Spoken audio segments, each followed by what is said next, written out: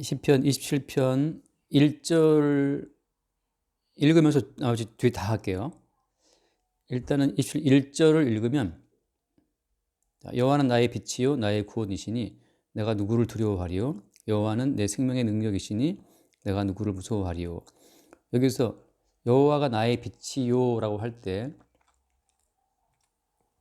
이거는 예를 들면 다윗이 이렇게 고백을 했으니까 나도 여호와가 나의 빛이 될 수 있도록 그렇게 해야겠다. 이 다윗이 말한 이 고백을 자기의 고백으로 삼고 싶어서 여호와가 나의 빛입니다 라고 막 고백한다고 하는 것은 그것은 고백이 아니고 하나의 법이죠. 법, 율법이 되죠. 그러니까 율법적으로 여호와는 나의 빛이라고 말씀했기 때문에 여호와를 나의 빛으로 삼으려고 막 애쓴다고 하는 것은 지금 그 사람 속에 여호와가 그 사람의 빛이 아니라고 하는 어떤 반증이 되는 거죠. 마찬가지로 여호와는 내 생명의 능력이시니 내가 누구를 무서워하리요. 그럴 때 내가 지금 삶이 무서워, 삶이 힘들어. 근데 이 말씀 보니까 여호와가 능력이라 그러시니까 나도 그럼 여호와를 내 생명의 능력으로 삼아서 두려워하지 말아야지. 이런 식의 접근이라고 하는 것은 그 나의 불완전함을 어떤 성경의 진리에 맞춰가려고 하는 거잖아요. 그건 다 이제 법이라고 하는 율법이라고 하는 거죠. 예, 율법이라고 하는 것은 내 속에 없는 본성을 바깥의 법에 맞춰가는 거거든요. 사실 우리의 본성에 맞다면 법을 줄 필요가 없죠. 근데 우리의 본성 속에 없는 것이기 때문에 법을 준 거란 말이지. 그러니까 두려워하지 말라 이렇게 말씀하시는 거 만약에 이게 자체가 우리 속에 두려움이 뭔지를 몰라. 그러면 두려워하지 말라는 말씀도 필요가 없는데 항상 우리는 두려워하는 존재이기 때문에 두려워하지 말라고 말씀하시는 거거든요. 그러니까 우리 속에 어떤 실상을 나타내주는 그런 바깥의 어떤 규칙, 그게 다 이제 율법인데, 그러니까 율법으로는 사실 우리의 어떤 빈약함과 죄를 깨닫는 거라고 말씀하시잖아요. 그러니까 이 시편에 나오는 고백을, 이런 고백을 보고, 그래, 여호와는 나의 빛이라고 말씀했기 때문에 나도 여호와를 나의 빛으로 삼아서 두려워하지 말아야지. 이런 모든 시도는 그냥 자기 속에 있는 본질을 어떻게든지 벗어나려고 하는 몸부림은 될 수 있지만 그 사람 속에 지금 빛이 없다고 하는 이제 하나의 증거가 되는 거죠. 그러면 예를 들어서 여기서 말하는 여호와는 나의 빛이라고 하는 이 말씀 자체는 그냥 우리 가운데 다가오는 거거든요. 하나의 사건처럼 다가와서 우리 위에 덮어 씌워주는 거예요. 그러니까 우리가 예수를 찾아가는 것이 아니고 예수가 우리에게 오시는 거잖아요. 예수가 우리에게 오실 때 그 예수가 진짜 예수지 우리가 찾아가는 예수는 다 엉터리예요. 우리의 어떤 빈약함에 근거해서 우리의 빈약함을 채워줄 어떤 존재로서 예수를 구한다고 하는 것은 그건 하나의 이제 허구의 예수를 만들어내는 거죠. 그걸 뭐 어려운 말로는 그렇게 말을 하더라고. 예, 실존주의적 이제 예수인데 예수가 진짜 인점인지는 모르겠지만 우리 실존을 위해서는 예수가 필요하다는 거죠.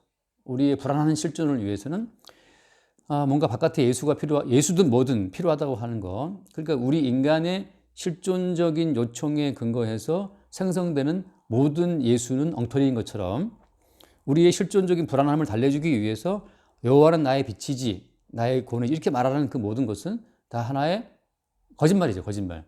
허구라고 하는 거예요. 그럼 이제 그런 연상선상에서 뒤에 말씀을 보면 악인들이 내 살을 먹으려고 내게로 왔으나 나의 대적들 나의 원수들인 그들은 실족하여 넘어졌도다 이렇게 나와 있잖아요. 대적이 나오고 아무튼 원수가 나와요. 그 다음 3절 말씀 보면 군대가 나를 대적하여 진칠지라도 내 마음이 두렵지 아니하며 전쟁이 일어나 나를 치러할지라도 나는 여전히 태어난다. 이 대적이 나오고 원수가 나오고 그다음에 전쟁이 나온다고 군대가 나오고 이런 모든 것들은 이게 왜 나오는 거냐 하면은 자 여호와께서 우리의 빛으로 다시 말할게요. 지난주에 말했죠, 그죠? 내 부모는 나를 버렸으나라고 했잖아요, 지난주에. 그러니까 부모에게서 버림받은 사람만 비로소 주께서 운영하시는 언약의 세계로 진입할 수가 있는데 바꿔 말하면 언약의 세계에서 우리를 부모에게 갇혀있는 우리죠. 부모의 삶으로서의 우리를 딱 끄집어내서 언약의 세계로 이끌어 드릴 때 그때 이제 언약적 세계와 부모로 대변되는 육적인 세계와의 전쟁이 벌어져요. 그 전번에 10절 말씀 맞죠? 내 부모는 나를 버렸으나 여호와는 나를 영접하시리이다. 그러니까 부모라고 하는 요 자체는 이 모든 땅의 어떤 실상, 육적인 모든 세계를 대표해주는 용어예요. 어릴 때는 우리가 부모가 전부니까, 우리 세계 전부니까. 근데 사실은 우리가 뭐 어디를, 뭐 스웨덴을 가든 독일을 가든 어디 간다 하더라도 사실 우리는 부모의 열매라고 하는 뭐 어떻게 보면 유전적인 한계를 못 벗어나요. 그러니까 아무리 전 세계를 유랑한다 하더라도 여전히 나는 나라고 하는 육신에 갇혀 있잖아요. 그리고 나라는 육신의 조건 자체는 부모가 결정을 했고 벌써. 그래서 이 부모라고 하는 것은 육신적인 모든 세계를 대표해 주는 어떤 용어인데, 그 육신적인 모든 세계의 기본적인 것은 뭐냐 하면 실존적인 불안함과 미흡함을 채우기 위해서 자꾸 여호와를 찾고 예수를 찾는다는 거죠. 무엇으로? 자기의 빛과 자기의 구원과 자기의 능력으로 찾는 거예요. 근데 자기 실존의 불안함을 달래기 위해서 찾는 그 모든 빛과 구원과 뭐 능력을 하는 것은 다 엉터리라고 하는 거죠. 그러니까 자기 자신의 세계의 연장일 뿐이에요. 확대. 나의 어떤 그 상상 속의 세계를 확대하는 것 뿐이라고 하는 거죠. 그럼 진짜는 부모는 버렸지만 여호와가 나를 영접한다는 말씀처럼 이제 여호와에 의해서 우리가 영접될 때, 우리가 여호와를 찾아가는 것이 아니고 여호와께서 우리를 찾아오셔서 우리를 영접하시는 거예요. 그런 과정 속에서 방금 말했던 것처럼 이 대적들, 원수들, 뭐 전쟁, 이게 있다고 하는 거죠. 이 전쟁은 뭘 말하는 거예요? 육신적인 세계와 언약의 세계와의 어떤 투쟁을 말하는 겁니다. 육신적인 세계는 끝끝내 자기 육신 자체를, 자기 육신적인 실존을 부정을 해요, 안 해요? 부정을 할 수가 없어요. 무엇을 먹을까, 무엇을 마실까라고 하는 거, 그렇죠? 배고프면 먹어야 되고 졸리면 자야 되고 하는 육신적 한계를 인간은 벗어날 수가 없거든요.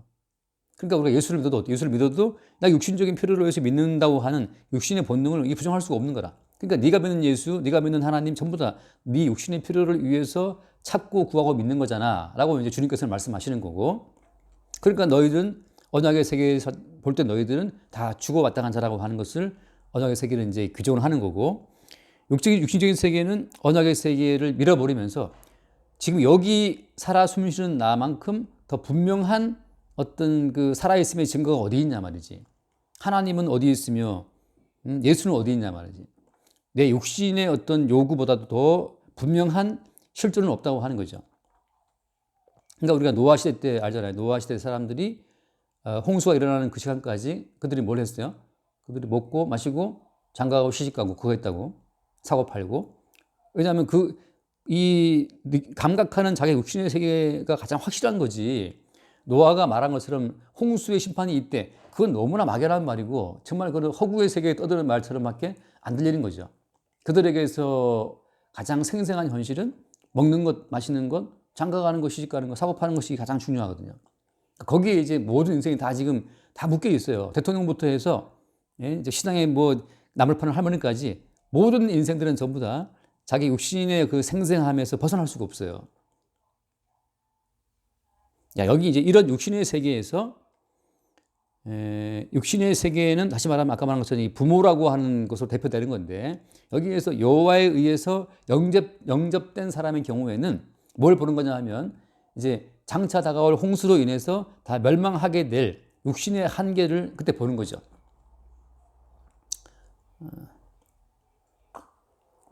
가끔 제가 하는 말씀 많이 있잖아요. 성도라고 하는 것은 미리 다가온 죽음, 장차 죽음을 미리 앞당겨서 죽는 사람이 성도예요.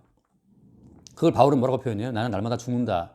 사실은 이미 죽었는데 육신 자체가 지금 살아있기 때문에 계속 육신이 우리 가운데 허상을 쏘아보내는 거예요.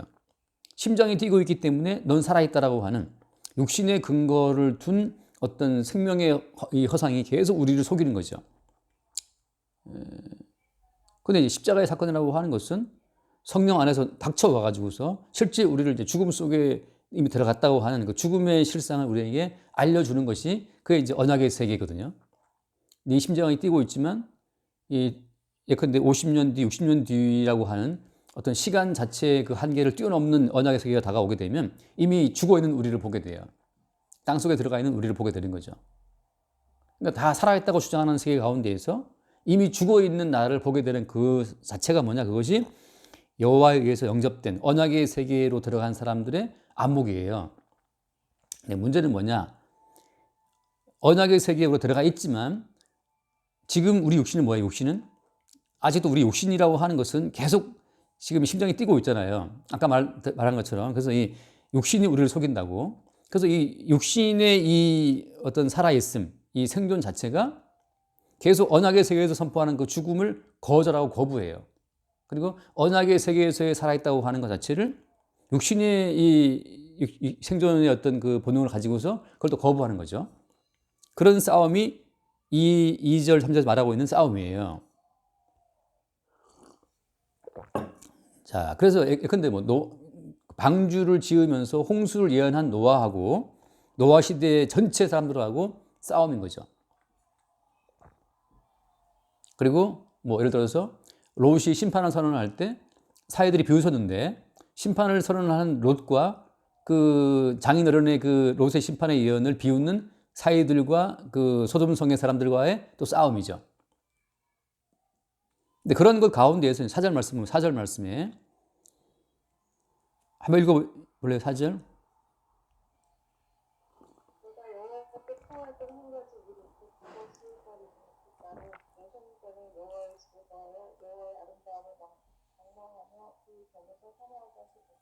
네. 이런 과정 가운데 이제 다윗이 하나를 구한다, 한 가지를 구하겠다. 그 한 가지 구하는 일이 뭐냐면 여호와의 집에 산다고 하는 거죠. 여호와의 집에 산다는 여호와의 집은 그 무엇을 보여주는 대표적인 용어예요? 아까 부모라고 하는 것은 부모는 예를 들면 육신적인 세계를 보여주는 대표적인 용어라면 여호와의 집이라고 하는 것은 언약의 세계를 보여주는 거거든요. 언약의 세계. 여호와의 집에 들어가는 순간 거기에는 다른 어떤 게 펼쳐져요. 언약의 세계가. 여호와의 집에서는 뭘 본다? 여호와의 아름다움을 바라보며 여호와의 아름다움을 바라본다. 여호와의 아름다움이라는 것은 뭘까요? 예를 들어서 지금 이 세상의 모든 아름다움은 다 지나가잖아요. 그러니까 그런 말, 나이가 깡패라는 말 하더라고. 나이가 깡패다. 그러니까 아무리 예뻐도 지금 막 10대에 그 피어나는 그 예쁨을 못 이긴다는 거지. 근데 그 10대 예쁨도 예쁘지만 어저께도 내가 그 지혜 그 딸을 봤는데 지혜 딸을 봤는데 그 너무 예쁜 거예요. 잠깐만요. 네. 네. 출근? 네. 근데 그 애기가 지금 이제 130 됐나? 130 됐는데 애가 너무 예쁜 거야. 그렇게 막 예쁜 애지만 이제 130 되니까 애가 표정이 막 살아났어요. 표정이 있어. 이제 엄마를 보고 웃는 거지. 그 예쁨은, 야, 이건 말로 표현을 못 해. 너무 애가 예쁜 거야. 말하자면, 애기가.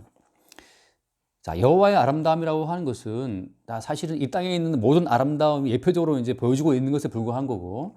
그래서 여호와의 아름다움은 그냥 이 땅 전체의 모든 것, 그러니까 희노애락이죠, 그죠? 생로병사를 전체를 다 주관하고 있는 그 모든 과정을 통해서 영원히 변치 않는 여호와의 아름다움을 증거하시는 건데, 바꿔 말하면 그냥 현재 우리의 세계 자체도 어때요? 여호와의 아름다움의 일부인 거예요, 일부. 우리는 이 땅을 지나가면서 좋은 음악을 들을 때 그때 아름답다라고 느끼잖아요. 근데 그것은 곧 어때요? 곧 사라져 버려요. 좋은 어떤 영화를 봤어요? 금방 사라져 버려. 아무리 감동적인 드라마를 봤다 하더라도 10년 뒤에 가면 그 드라마 그것도 다 까먹고 잊어버려요. 기억이 안 난다고. 갔다 오세요. 지금 여기 내려와서 뭘 두고 가셨어.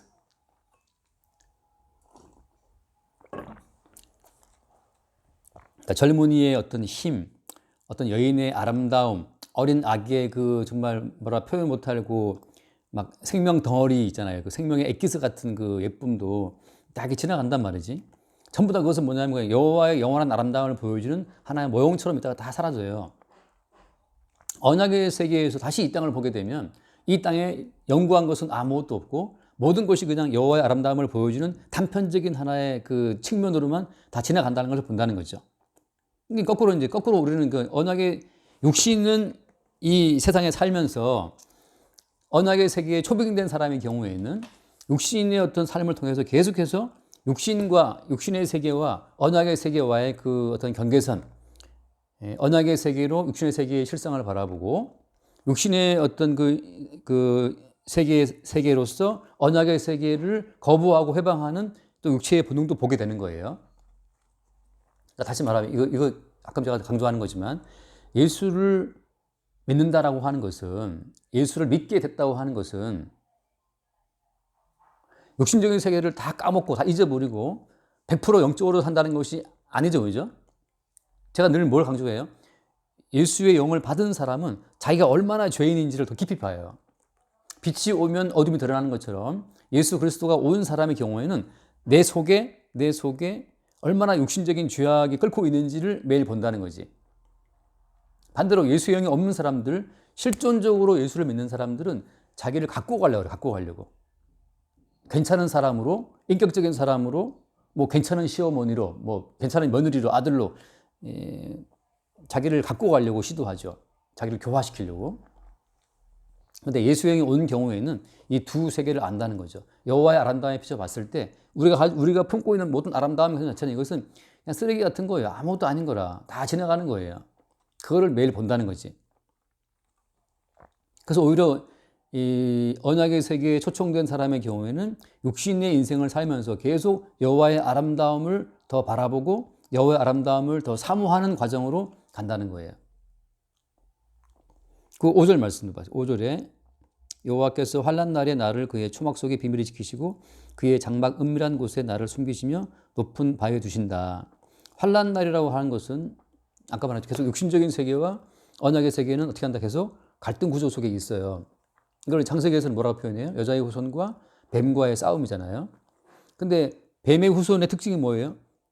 뱀의 특징이라고 하는 것은 육신적인 가능성을 절대 포기를 안 해요. 다시 말하면 먹고 살고 장가가고 시집가고 하는 육신적인 본능의 근거를 두고 이 육신을 가꾸고 키워나가서 하나님의 나라에 진입하려고 하는 육신적인 가능성을 포기를 안 한다고 하는 거죠. 그래서 그들은 기본적으로 육신 자체를 긍정하는 쪽에 있거든요. 언약의 세계에서는 너희들은 이미 선악과를 먹고 타락한 육신이기 때문에 어떻게 육신을 개발한다 하더라도 언약의 세계에는 진입 불가. 이게 선언된 건데 육신적인 세계는 그걸 수용하지 못하고 계속 이제 육신적인 세계를 가꾸어서 언약적 세계 자체를 말하자면 해방하는 결과를 빚는 거예요.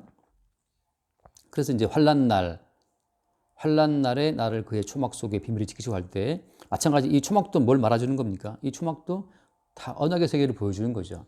근데 말하자면 뭐 성전은 좀 그럴싸하지만 초막은 되게 뭐 초라한 것이지만 언약의 세계라고 하는 것이 육신적인 세계에서 볼 때는 무척 초라한 거예요.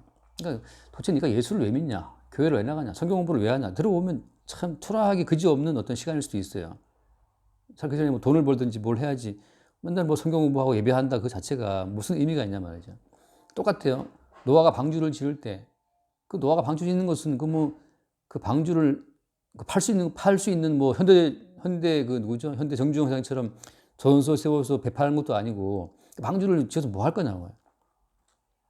그러니까 이 육적인 세계의 삶에 아무짝에 쓸모가 없어요. 그 방주라고 하는 것이. 다시 말하면 언약의 세계라고 하는 것은 육적인 세계에서 볼 때 아무짝에 쓸모가 없어. 그 예수라고 하는 그 양반이 도대체 그들의 삶에 도움이 안 되기 때문에 그걸 이제 버려버린 거잖아요.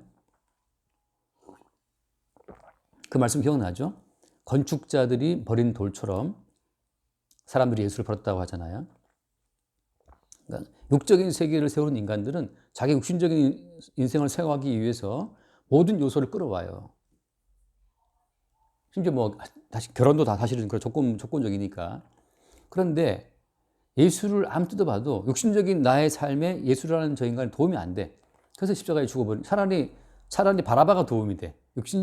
예수 그리스도라는 저 사람은 우리의 세계에는 도움이 안 된다고 했기 때문에 차라리 바라바를 놔주고 사면하고 예수를 죽이라고 한 거잖아요. 그러니까 그만큼 언약의 세계라고 하는 것은 육신적인 세계에서 볼 때 아무짝에 쓸모없는 거예요. 자, 여기에서 언약의 세계에 초빙된 사람은 뭘 안다? 양쪽 세계의 실상을 다 안다는 거죠. 심지어 어때요?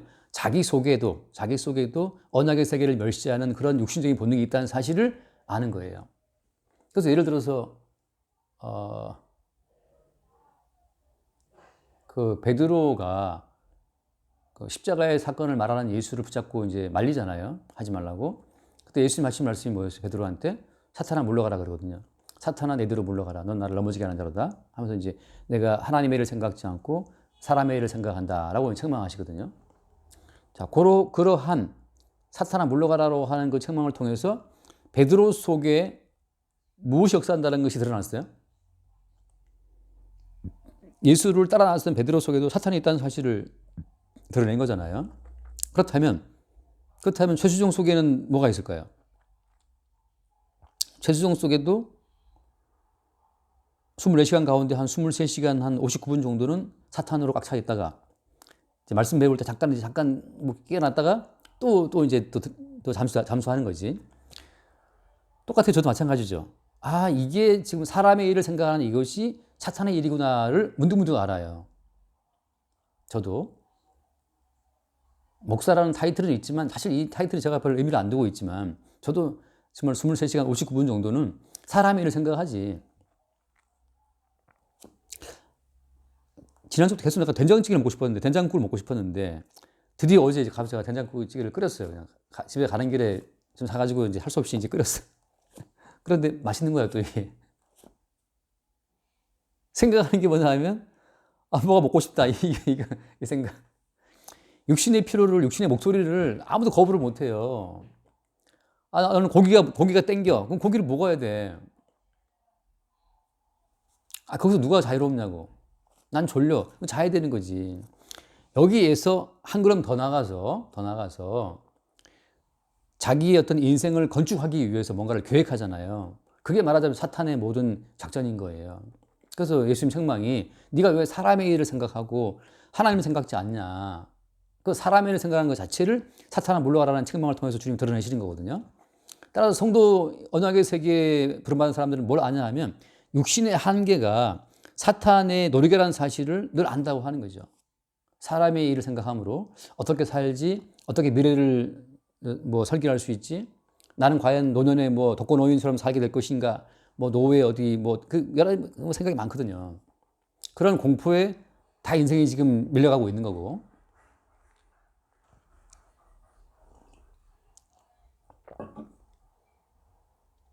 그래서 예컨대 5절 말씀처럼 나를 그의 초막 속에 비밀이 지키시고 할 때 이 언약의 세계는 비밀이기 때문에 해서 육신으로 볼 때는 다 똑같이 보여요. 똑같이 연금 걱정하고 노후 걱정하고 집 걱정하고 그래 보인다고. 그러나 성도는 뭘 안다는 거죠? 이것이 바로 하나님의 심판을 받아 마땅한 육신적인 세계라고 하는 실상을, 육신적인 세계의 정체를 아는 것이고, 여기에 뭐가 배후에 숨어 있다? 사탄이 뒤에 숨어 있어서 모든 인간들을 계속해서 사람의 일로 당긴다는 사실을 보는 거고. 그래서 나를 숨기시며 높은 바위 위에 나를 두신다. 그 높은 바위 위에 내가 설 때 비로소 이제 이것이 마귀의 일이고 이것이 사람의 일이고 여기에 다 잡혀 있고 나도 마찬가지 예외가 아니고 여기에 붙들려 있다는 사실을 그때 아는 거죠. 그래서 6절 말씀, 이제 내 머리가 나를 둘러싼 내 원수 위에 들리니 내가 그의 장막에서 즐거운 제사를 드리겠고 노래하며 여호와를 찬송하리이다. 그때 찬송이 나오는 거예요. 왜? 나로서도 나를 구원할 수가 없는데 주께서 언약의 세계로 나를 끌어들여 줬기 때문에 내가 지금 이 육신적인 세계의 실상을 지금 지켜보는 언약의 세계에 내가 서게 된 거잖아요. 그게 높은 바위라고 하는 것으로 표현된 것이고 장막으로 표현된 것이고, 언약의 세계를 표현하는 다양한 용어들이 높은 바위니 장막이니 초막이니 성전이니 다 그런 용어들이거든요. 여기서 말하는 성전, 초막, 높은 바위 이런 모든 말들은 육신적인 세계에서는 이해할 수 없는 용어들이고, 언약의 세계에 초빙된 사람이 언약의 세계에서 볼 때 쭉 보이는 거죠. 이제 7절 봅시다. 7절을 보면 여호와여 내가 소리내어 부르짖을 때에 들으시고 또한 나를 긍휼히 여기사 응답하소서. 8절 보세요.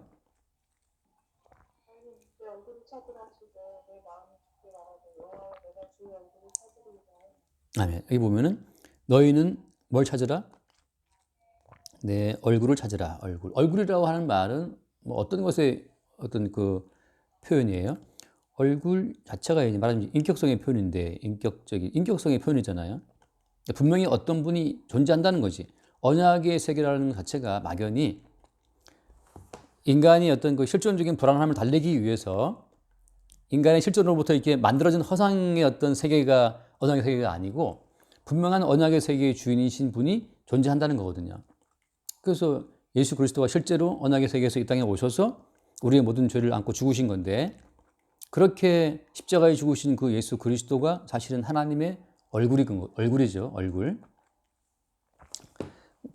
다시 말하면 그냥 육신적인 세계는 끝내 하나님의 언약의 세계를 대항해요.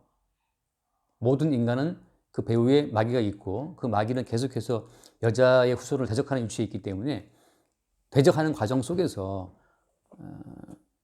죽임을 당하신 분이 예수 그리스도고, 그 죽임을 당한다고 하는 그것이 고린도서 2장에서는 뭐라고 표현되어 있어요?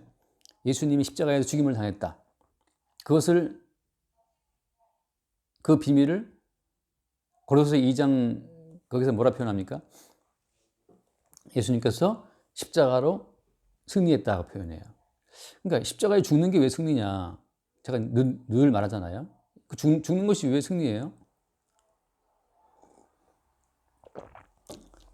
마귀는 지금 계속 인간에게 무슨 거짓말을 하고 있냐면 살아있다는 말이에요. 너희는 결코 죽지 않는다. 선악과를 먹어도 죽지 않는다. 그 죽지 않는다고 하는 그 거짓말이 마귀의 첫 번째 거짓말이잖아요. 죽지 않는다. 계속 그 살아있다는 그 허상에 살게 만들어요. 그러니까 인간은 숨이 딱 끊어지는 그 순간까지 죽음을 몰라요. 살아있다고 하는 자기 육신의 그 살아있음에 계속 그냥 홀려 있는 거죠. 아무도 죽음을 인정하지 못해요. 타인의 죽음은 그냥 타인의 죽음일 뿐이고 내 죽음은 아니야. 타인의 죽음에 연결된 사람이 아무도 없어요. 근데 예수님의 십자가의 죽음이라고 하는 것은 그 그러니까 인간의 실상이, 인간의 진실이 죽음이라는 사실을 보여준다는 점에서 승리예요.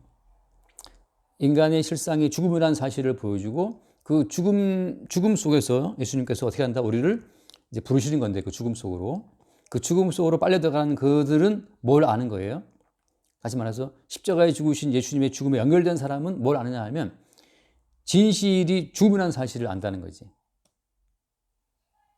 자, 진실이 죽음임을 아는 사람이 비로소 마귀의 그 장악력에서부터 최초로 벗어난 자들이에요. 아, 이것이 우리가 살아있는 게 아니고 이건 사실은 죽어 있는 것이구나.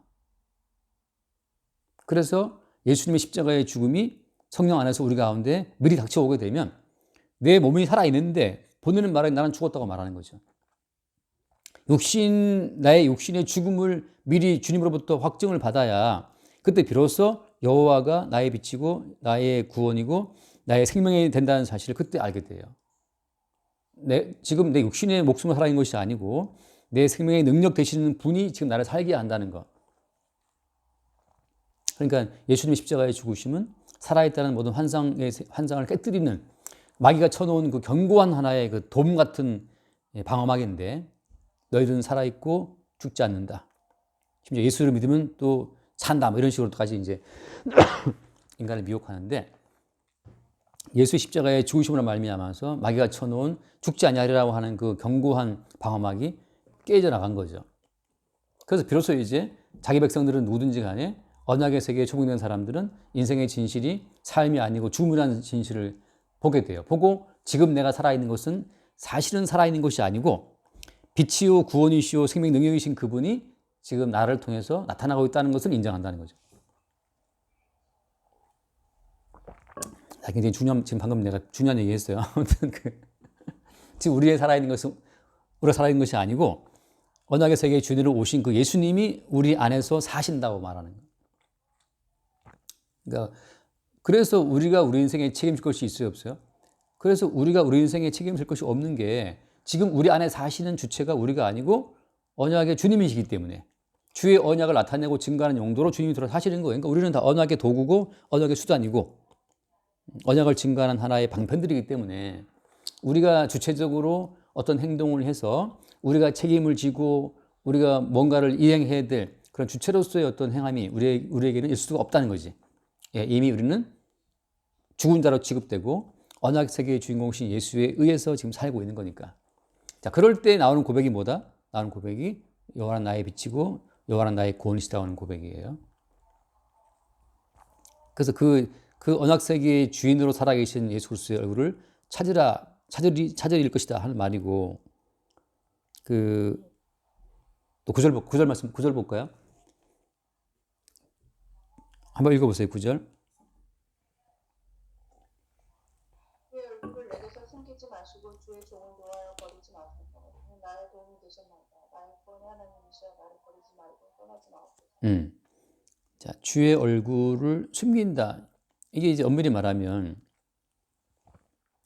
내가 나의 신앙심으로 주를 붙잡는 것이 아니고 이건 100% 모든 주도권이 주님께 있는 거죠.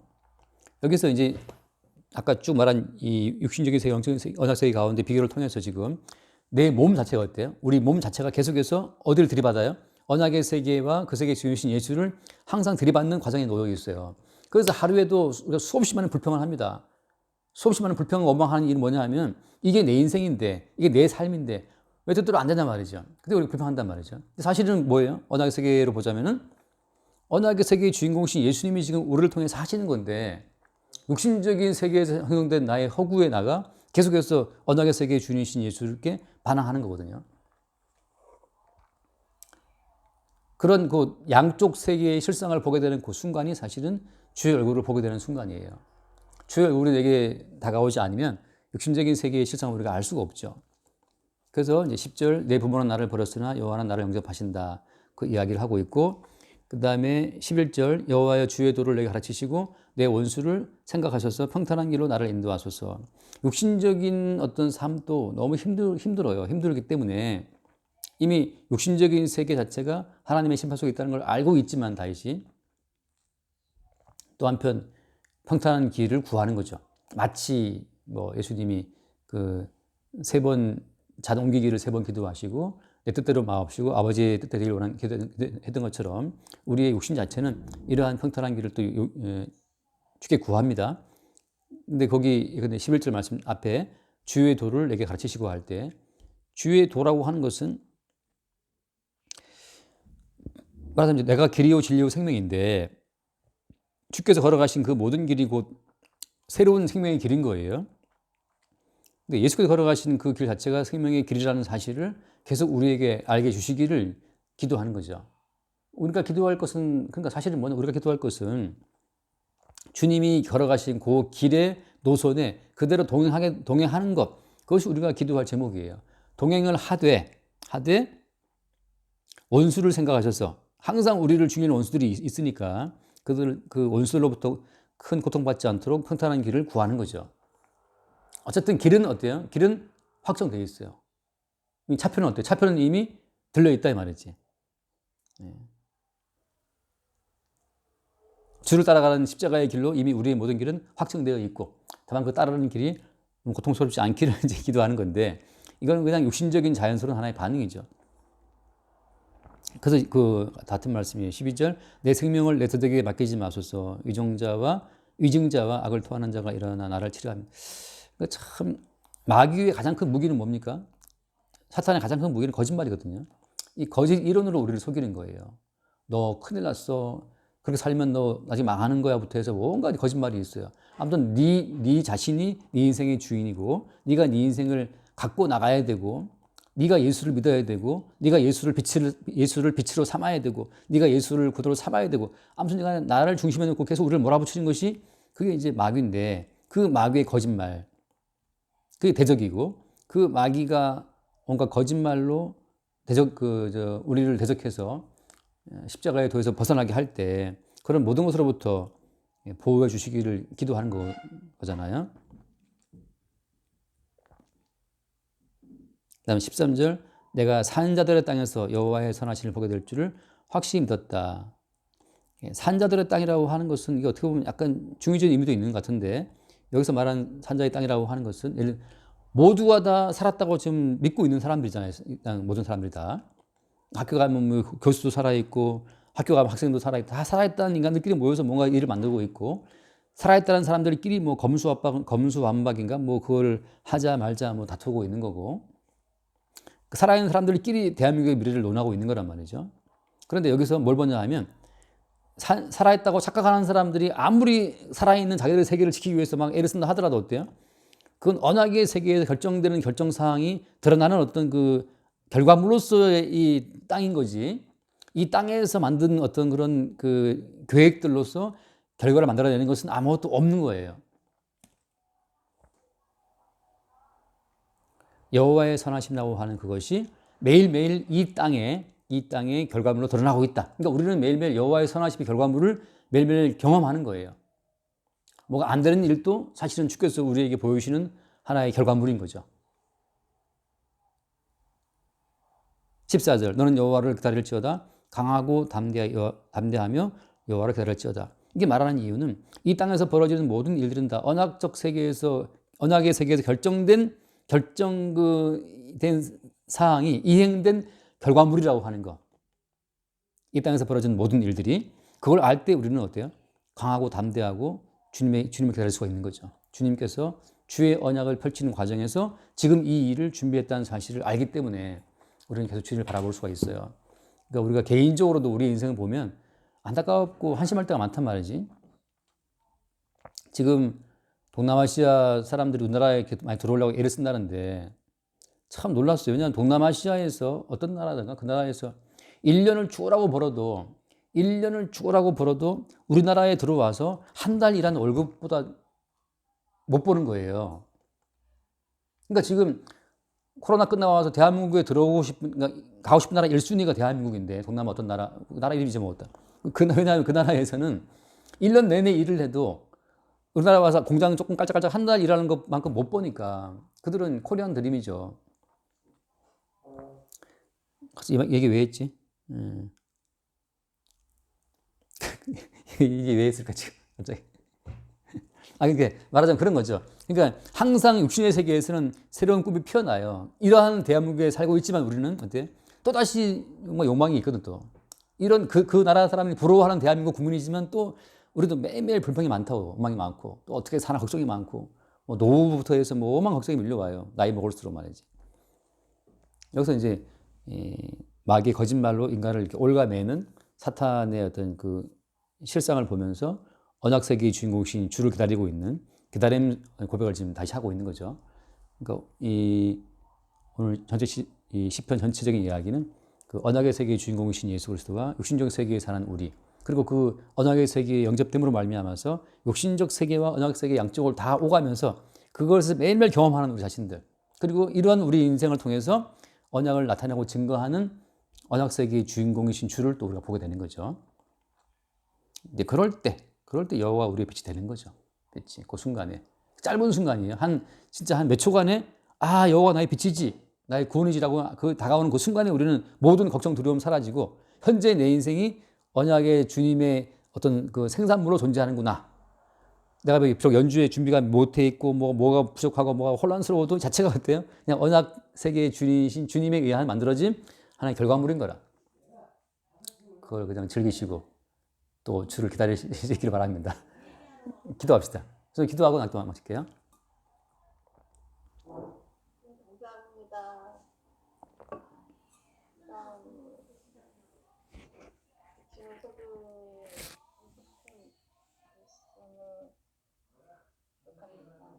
지금 저도 말씀을 지고 도와주시고 받아주시고 성도로서 눈을 길을 따라갈 수 있도록 은혜를 베풀어 주시옵소서.